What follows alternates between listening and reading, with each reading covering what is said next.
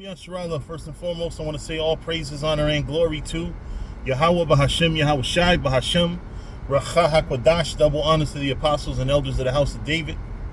Salutations to you brothers throughout the four corners of the earth, teaching the truth in righteousness and sincerity.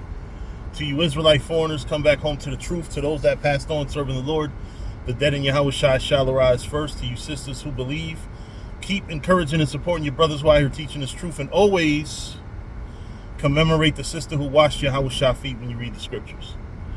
All right. I wanted to talk to y'all about how difficult it must be for other people. I was talking to a friend of mine, and as an Israelite, I don't vote. I know that there's talking points.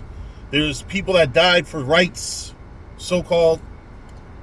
I mean, they're not so-called. They are real so-called rights. I mean, it just gets weird trying to explain it. But, you know, a lot of times when we explain these things, these concepts, we have to remember that we're very spiritual people, speaking to people that want to be spiritual but aren't. We're speaking to people that, they almost look at you like you're a traitor if you don't vote, and if you don't vote the way they do. So it got me to thinking that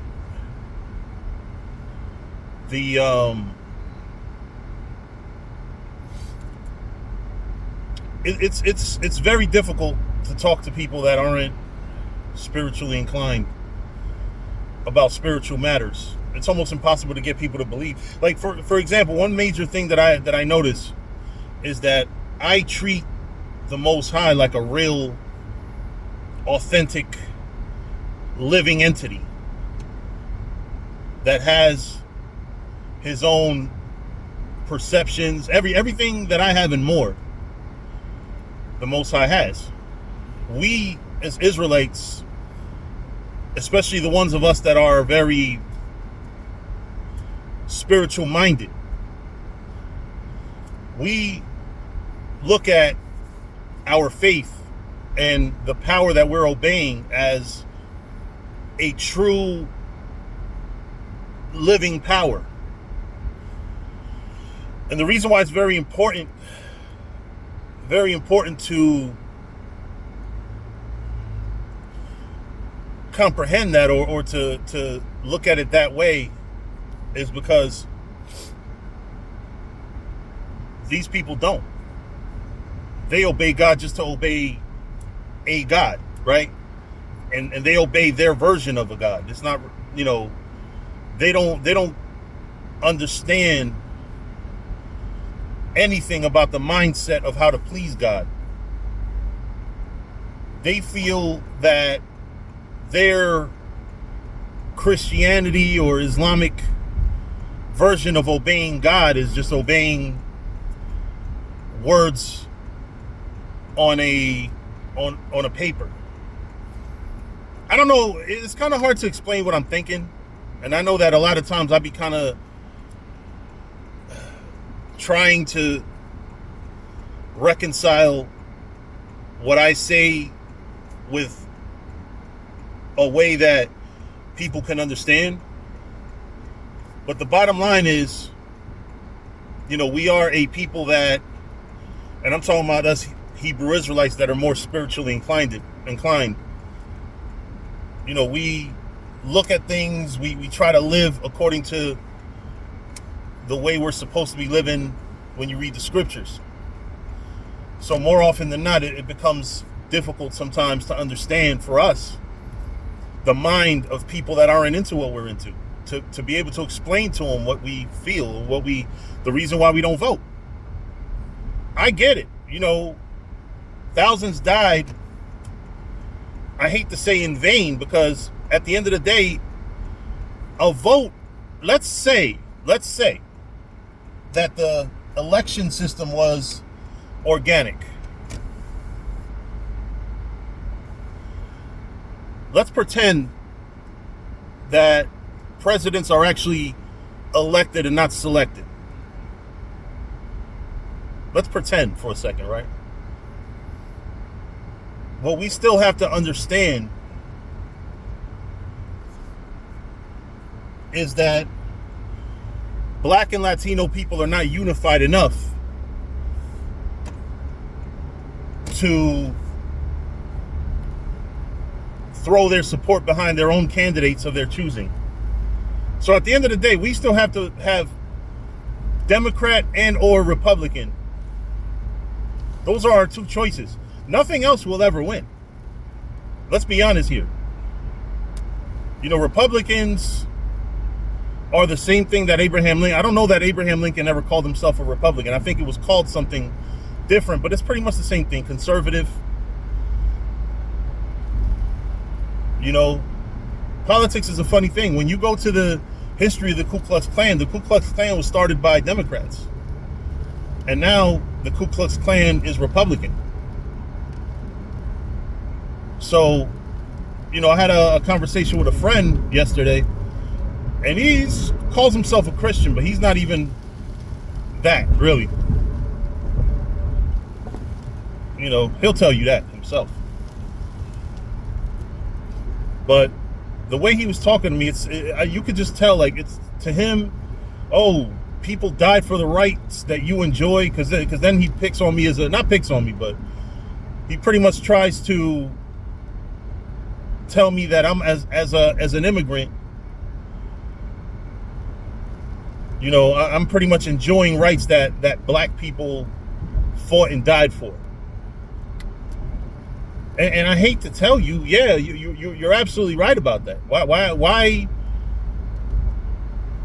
do y'all think that even when I was in the world, I was still into movements, music, and things that are more African American? Because I've always recognized that Black American and Hispanic people are the same people, one way or the other. You know, we have a common ancestry, we have common interests, you know, but then when you get into politics, that's where things start to get a little funny, because primarily Black Americans won't vote Republican. But Cubans in particular will. And I've explained to y'all before about the Bay of Pigs. Even Obama. Obama is the reason why, first, I had a green card that was good for the rest of my life. I might have just had to renew the picture. To now, if I didn't become a citizen, I would have had to renew my green card every, I think, 10 years. So that is a consideration, something that we have to consider, something that we have to do because of a Democrat. Cubans are always getting disrespected by Democrats. So, Bay of Pigs, Obama green card shit. And, you know, I don't have a problem. Listen, at the end of the day, if you're the president of the United States of America, you got to look after the United States of America. You know, but I would say that Republicans cater more to Cuban interests. Like, another example is, I don't believe that Democrats are exactly like communists, but they definitely have a lot of values that are like communists, which is the state takes care of people. You know, the state implements things so that the state can control the people. And I'm not with that. You know, smaller government is what the Republicans are about. The government does less for the people and just, I guess, manages affairs at a higher level so the average person can take care of themselves. And, you know, they take care of maybe like hospitals and things like that, well, through taxes, of course. You know, but I believe in, and Israelites, we believe in a theocracy. We believe in a system ran by priests and people kept in line by kings.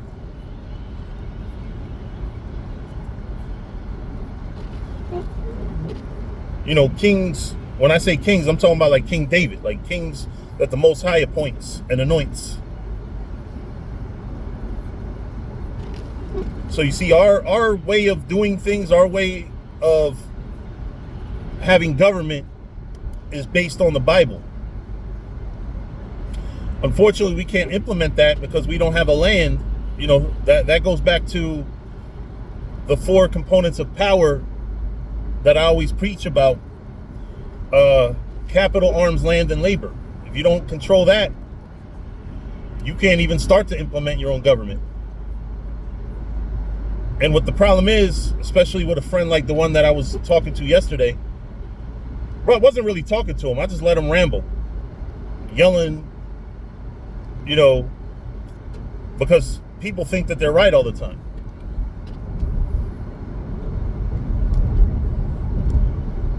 But what that friend doesn't understand, he looks at, it's either you vote Republican, which is in the interest of white people, or you vote Democrat, which is not exactly in the interest of black people. It's just more in the interest. It's just more pandering, better pandering.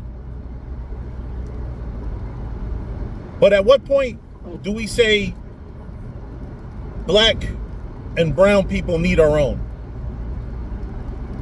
At what point do we say, hey, where's our interest being represented? And our interest only?